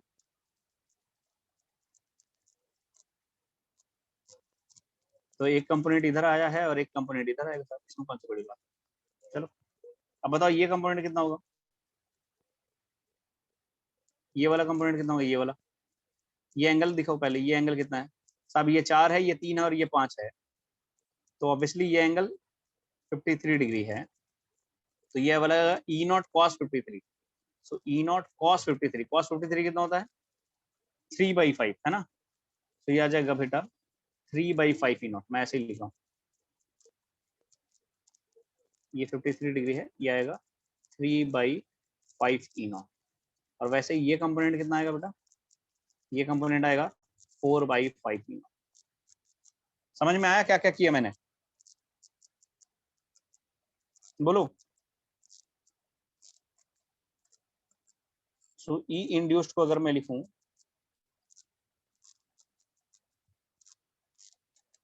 ई इंड्यूस्ड को लिखूं वेक्टर फॉर्म में, तो I can write E induced equals to, देखो 3/5 ई नॉट, इधर x है इधर y है, तो x के उल्टे डायरेक्शन में है, तो I can right -3/5 E not I cap.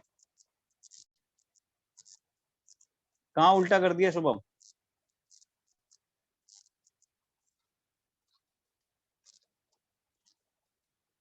उल्टा कर दिया,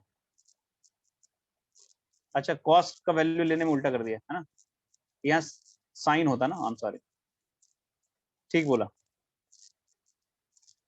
ये 4 हो जाएगा और ये 3 हो जाएगा, अभी ठीक है।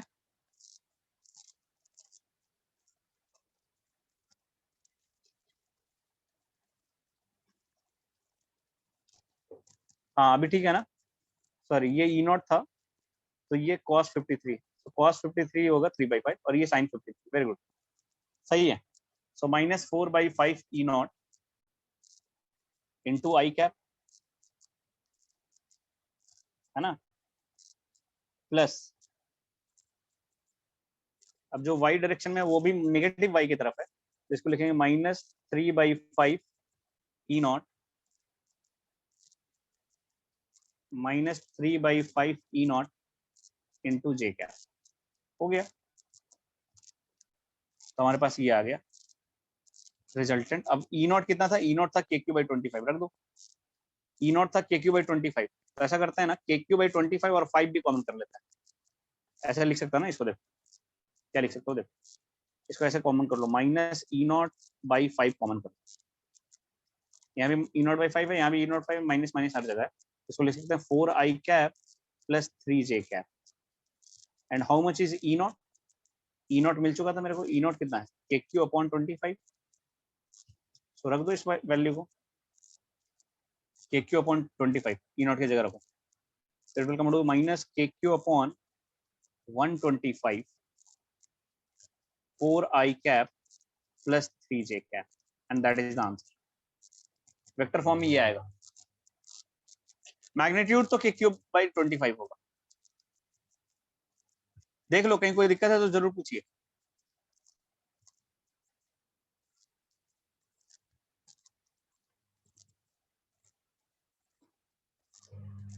कहीं कोई दिक्कत हो तो पूछ सकते हो तुम।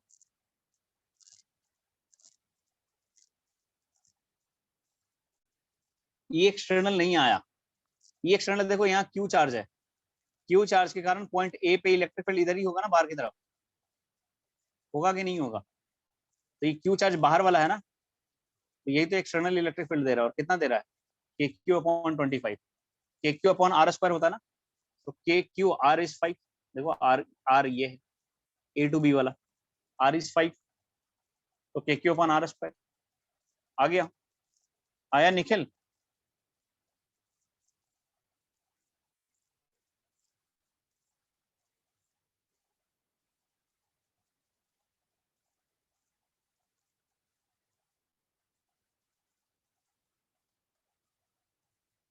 बोलो। ओके, लिख लो, लिख लो और एक और सवाल करो।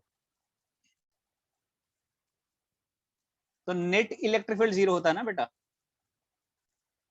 नेट जीरो होता है ना, तो ई एक्सटर्नल और ई इंड्यूस्ड मिलके दोनों जीरो हो जाएंगे ना। नेट पॉइंट ए पे नेट तो जीरो है ना। अरे जितना इधर ई नॉट है उतना ही इधर ई नॉट है, तो नेट जीरो हुआ ना। तो नेट जीरो होता है, इंड्यूस थोड़े ना जीरो होता है। इंड्यूस और एक्सटर्नल तो रहेगा ही रहेगा।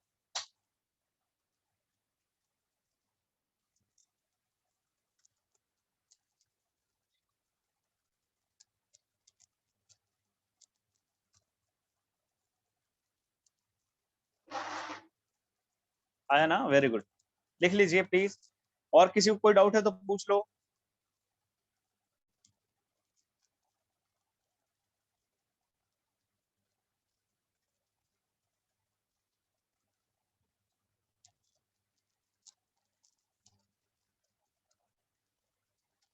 हो गया, वेरी गुड। नेक्स्ट आ जाओ, नेक्स्ट सवाल करो।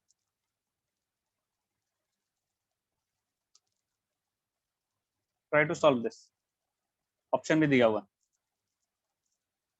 इस बार आपको नेट पोटेंशियल पूछा है।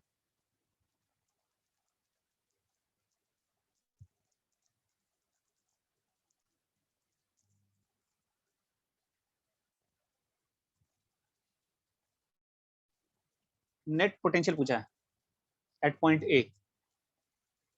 ये पॉइंट ए, सवाल वही है, ये 4 मीटर, ये 3 मीटर, है ना। पॉइंट ए पे नेट पोटेंशियल बताओ।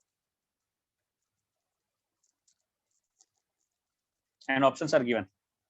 के Q by 3, K Q by 4, K Q by 5, none. A B C D. और स्फेयर है बेटा। क्या ये स्फेयर, बता रहा हूँ मैं पहले, इट्स अ स्फेयर।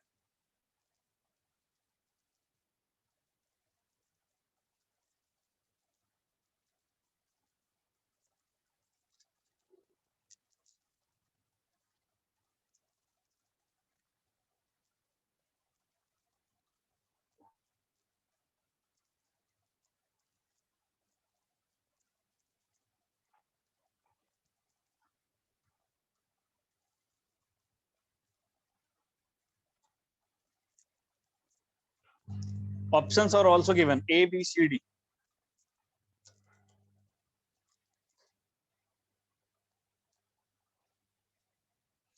पीयूष का कहना है सी। अच्छा, हमको नहीं पता, लेट सी। सोनाली का भी कहना है C. Okay Sonali, let see.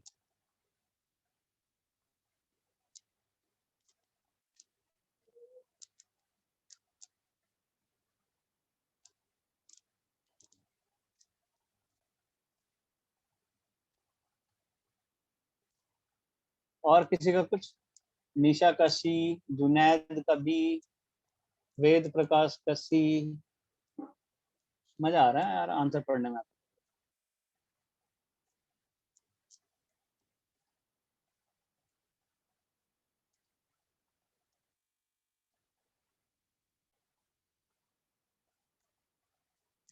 और किसी का कुछ? बोलो शुभम, क्या होगा आंसर? सुमित का डी, नन। इसको कुछ समझ ही भी नहीं आया। भारद्वाज का बी। शिवम का नहीं आ रहा है, ये कौन सा आंसर? ठीक है, आएगा आएगा, कोशिश तो करना है, कोशिश तो करो एटलीस्ट।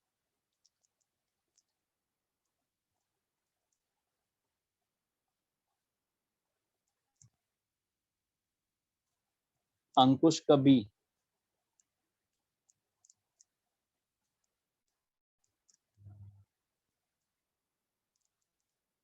तो हमारे पास दो ही आंसर आ रहा है, या तो बी आ रहा है या तो सी आ रहा है, एक कोई दे नहीं रहा, और डी एक ने दिया है, वो इसलिए दिया क्योंकि उसको कुछ आता नहीं।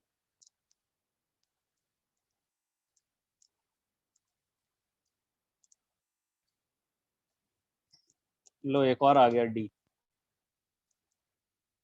क्यों डी हो गया शिवम? तुम्हारा आंसर क्या आ रहा है जो डी हो गया है? तुम्हारा आंसर क्या आ रहा है जो डी हो गया, सुमित और शिवम?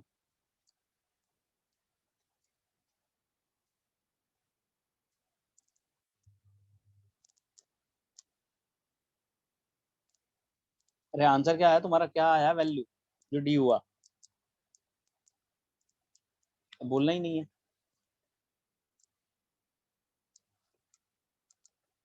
मरो फिर तुम लोग। हाँ तो पोटेंशियल कांस्टेंट होता है तो वो बोल रहा है जीरो हो जाएगा सर। ओहो, जीरो दिया नहीं ऑप्शन, ये देना चाहिए था यार, सही बात है, लो एक जीरो भी दे देता हूँ। मजा आ गया फिर तो। चलो अब देखते हैं, हो गया तुम्हारा टाइम खत्म, खुद समझो। आइए, पोटेंशियल कांस्टेंट होता है कि जीरो हो जाता है शिवम? तेरा आंसर जीरो कैसे हो गया?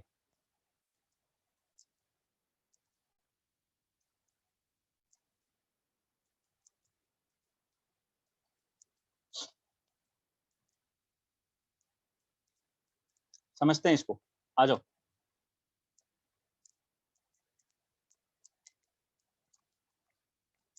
देखिए बेटा, यहाँ देखो ध्यान से, साहब यहाँ एक क्यू चार्ज रखे हो, आपको एक चीज पढ़ा था, चार्जिंग बाई इंडक्शन, याद है? ये याद है, चार्जिंग के तीन मेथड पढ़ाया था, याद है क्या? मेथड्स ऑफ चार्जिंग पढ़ाया था, तीन मेथड पढ़ाया था चार्जिंग के, चार्जिंग बाई, तीन मेथड पढ़ाया था मेथड्स ऑफ चार्जिंग में। कौन कौन सा मेथड था? कौन कौन से मेथड थे? कौन कौन से मेथड थे, नाम बताओ फटाफट, आज छोड़ूंगा नहीं जब तक ये क्वेश्चन नहीं हो जाएगा। तीन मेथड थे, वेरी गुड। एक friction, charging by friction, charging by conduction and charging by induction, very good. किसी ने एक बताया, किसी ने एक बताया, ऐसे ऐसे करके तीन हो गए। चलो, friction, conduction and induction. Induction क्या होता था कि जहां ऐसे ही कोई अगर यहाँ पे एक क्यू चार्ज लाए हो तुम, तो इसके कारण इस कंडक्टर में चार्ज इंड्यूस हो जाता था। अगर ये पॉजिटिव क्यू है तो इधर नेगेटिव चार्ज इंड्यूस हो जाता था, और इधर पॉजिटिव चार्ज इंड्यूस हो जाता था, है ना? इसी को तो इंड्यूस चार्जेस बोलते हैं, जिसके कारण अंदर में एक इंड्यूस्ड इलेक्ट्रिक फील्ड आएगा। समझ पा रहे हो तुम, है कि नहीं? इधर साहब इंड्यूस्ड नेगेटिव चार्ज आएगा, है ना, और इधर साहब पॉजिटिव चार्ज आएगा। इतना तो हमें पता है।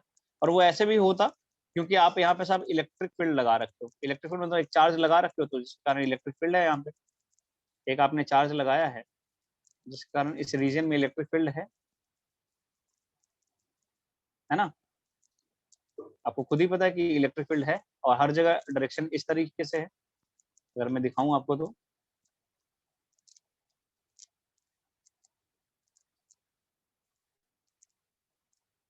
है ना,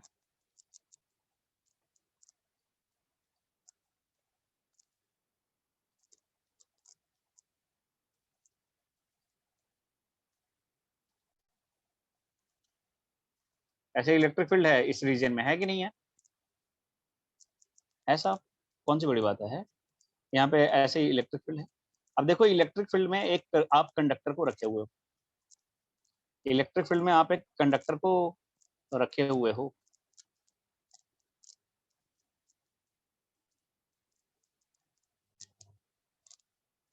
है ना।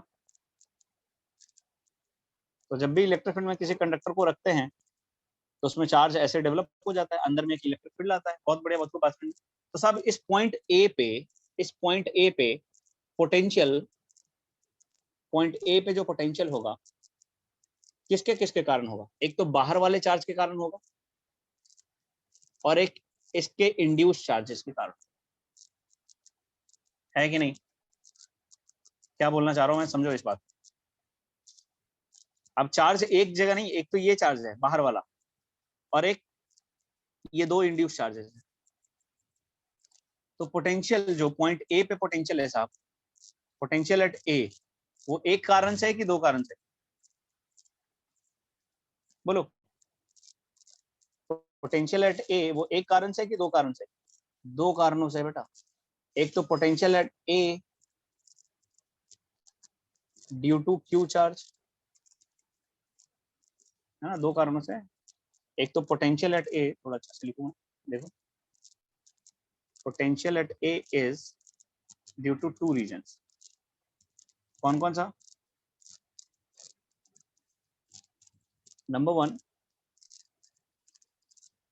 Potential at A due to capital Q जो कि बाहर में आया है, plus potential at A due to induced charges.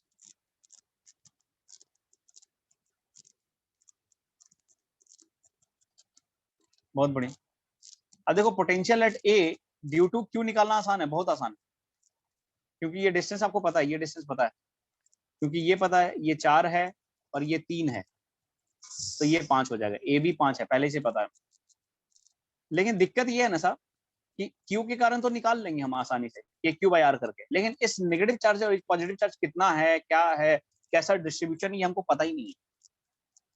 तो इनके कारण हम कभी निकाल ही नहीं पाएंगे, कभी नहीं निकाल पाएंगे ए पे, बड़ा मुश्किल है। तो कैसे निकलेगा? तो एक और चीज पता होना चाहिए कि साहब कंडक्टर के केस में इलेक्ट्रिक फील्ड अंदर में जीरो होता है। अगर इलेक्ट्रिक फील्ड जीरो होता है तो पोटेंशियल हर जगह सेम होता है। हर जगह पोटेंशियल क्या होता है? सेम होता है, याद है? हर जगह पोटेंशियल सेम होता है। और अगर हर जगह पोटेंशियल सेम है, इसका मतलब पोटेंशियल एट ए और पोटेंशियल एट ओ दोनों बराबर होंगे। हाँ कि ना? इसका मतलब साहब मैं लिख सकता हूं कि potential at A equals to potential at O. तो क्यों ना हम पोटेंशियल एट ओ निकाल लें, क्यों ना हम पोटेंशियल एट ओ निकाल लें। अब पोटेंशियल एट ओ भी दो कारणों से होगा, एक क्यू के कारण और एक चार्ज डिस्ट्रीब्यूशन के कारण। लेकिन सिंस ओ जो पॉइंट है सेंटर पे स्फीयर के, और स्फीयर पे सेंटर पे हर दूरी बराबर है यहाँ से, तो जितना नेगेटिव के कारण होगा, हमें नहीं पता कितना नेगेटिव है, आई डोंट नो, हमें पता ही नहीं है नेगेटिव माइनस कैपिटल क्यू है प्लस क्यू है क्या है, हमें पता ही नहीं इधर। लेकिन इतना पता है साहब कि जितना इधर नेगेटिव में है उतना ही इधर पॉजिटिव, हम सॉरी, जितना इधर नेगेटिव में है उतना ही इधर पॉजिटिव में है। तो सेंटर पे इन दोनों के कारण पोटेंशियल तो जीरो होगा। सेंटर पे इन दोनों के कारण पोटेंशियल जीरो होगा। इसका मतलब यहाँ पे भी दो कारणों से है। एक तो है V at O due to Q, plus दूसरा है V at O due to induce charges.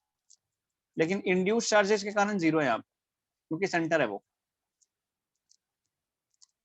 Induce charges के कारण जीरो है, तो यानी सीधा सीधा V at O due to Q निकाल लो। और ये तो निकालना बहुत आसान है साहब।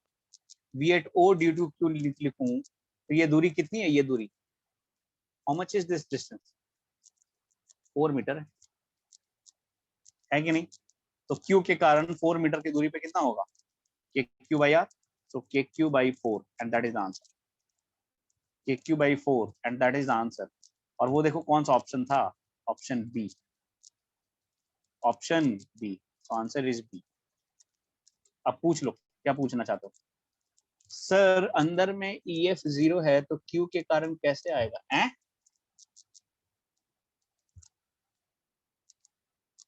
क्या बोल रहा है? क्या बोला तुम? हमको समझ में नहीं आया। अंदर में इलेक्ट्रिक फील्ड जीरो है, वो तो ठीक है, तो क्या हो गया, इलेक्ट्रिक फील्ड जीरो है इसका मतलब, तो दो कारणों से इलेक्ट्रिक फील्ड जीरो है ना, एक तो बाहर वाले इलेक्ट्रिक फील्ड और एक अंदर वाले इलेक्ट्रिक फील्ड, दोनों मिलकर नेट जीरो दे रहा है।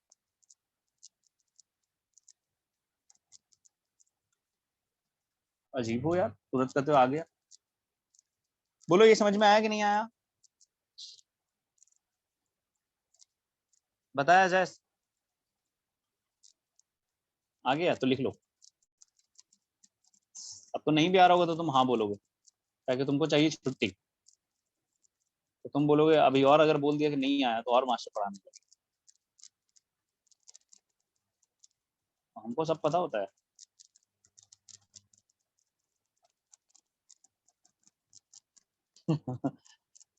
नहीं आ गया, ओके। तो हम ए पे डायरेक्ट नहीं निकाले थे, हमने ए पे डायरेक्ट निकाला ही नहीं, हमने निकाला ए के बदले ओ पे निकाल दिया। क्लियर है, और सवाल कराऊं कि छुट्टी दे दूं,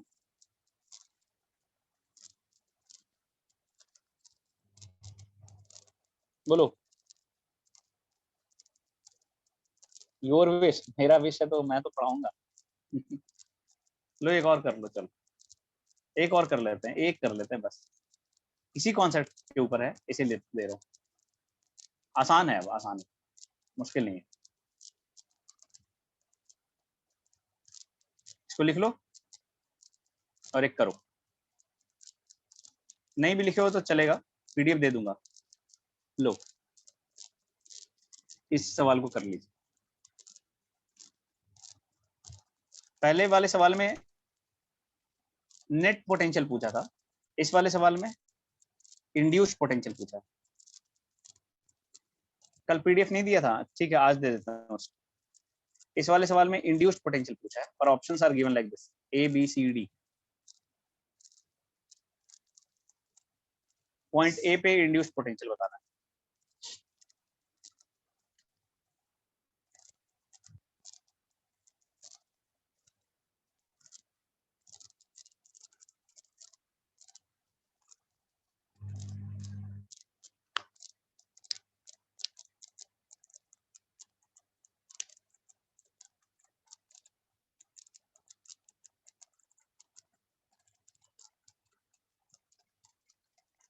स्फेयर है ना, है वो स्फेयर ही।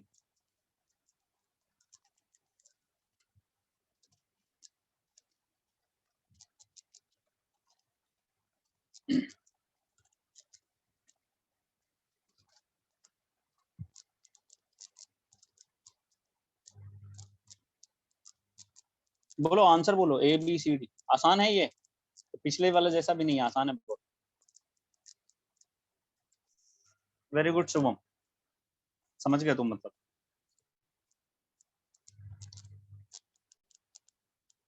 शौर्य ठीक से गड़बड़ कर दिया तुमने, भारद्वाज गलत, पीयूष गलत, अब तो मारने का मन कर रहा है मेरे को। मनीष करेक्ट।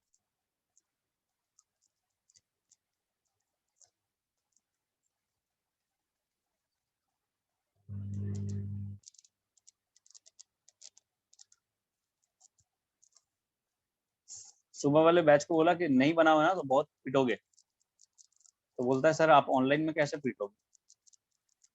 अंकुश गलत है, प्रिंस गलत है, गलत है पीयूष गलत, तुमने दोबारा गलती की, शर्म आ गया मेरे को। शिवम गलत,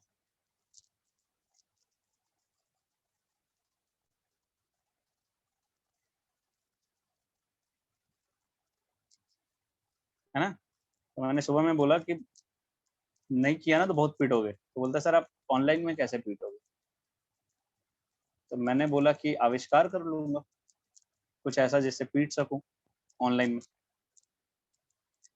बोलता है आविष्कार कैसे कर लोगे सर, बोले अब आवश्यकता है तो आविष्कार करना पड़ेगा ना, कहते हैं ना कि आवश्यकता ही आविष्कार की जननी, कर लेंगे क्या। अरे गलत कर रहे हो यार शिवम, दोनों आंसर गलत। सोनाली आपका भी आंसर गलत है। ये भगवान शर्म आ गया मेरे को,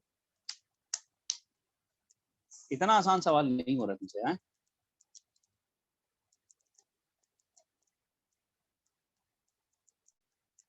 बोलो कहाँ गए तुम लोग? जुनैद,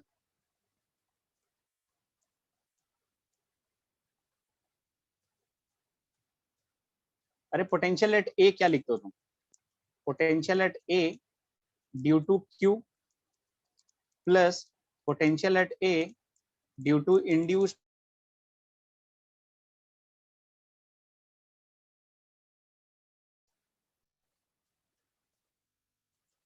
लिखते हो कि नहीं?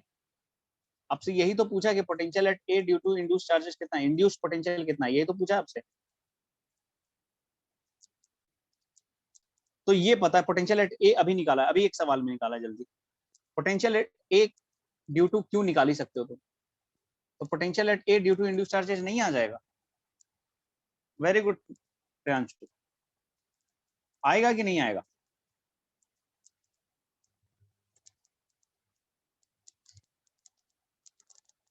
पोटेंशियल एट ए अभी निकाला आपने, के क्यू बाई 4, क्योंकि potential at A is nothing but potential at O, this is nothing but potential at O, और ये V A due to Q V Q plus लिखता हूं मैं, है ना, वी इंड्यूस्ड। अब यही चाहिए वी इंड्यूस्ड, तो क्या होगा V induced equal to, V induced equal to होगा V at O minus V at A due to Q, ऐसे लिखता हूँ।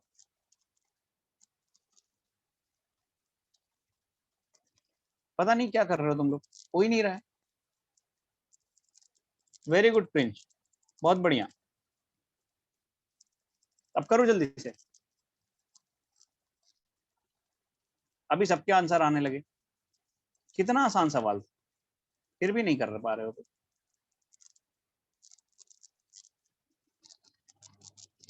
वी एट ओ तो अभी निकाला था के Q by 4 minus V at A due to Q, A पे क्यू के कारण, हाँ ए पे क्यू के कारण, यही डिस्टेंस है ना, कितना डिस्टेंस है ये? 5। तो अगर ये 5 मीटर है तो इस ए पे क्यू के कारण कितना होगा? के क्यू बाई 5, तो K Q by 4 minus K Q by 5 कितना होगा? It will come out to be K Q by 20 and that is the answer. Very good, answer is C. बहुत खूब, वेरी गुड निशा, बहुत खूब सोनाली। चलिए, मजा आया आज? बोलो। वेरी गुड, चलिए तो आप छुट्टी कर देते हैं, है ना, है ना, तो पीडीएफ दे दूंगा आज, डोंट वरी।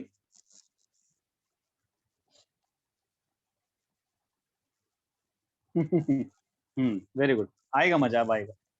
अब बोरिंग वाला नहीं है, उस समय बेसिक था ना एकदम, तो थियरी ज्यादा था, अब तुमको सब कुछ फील होने लगेगा धीरे धीरे, ठीक है, सो डोंट वरी।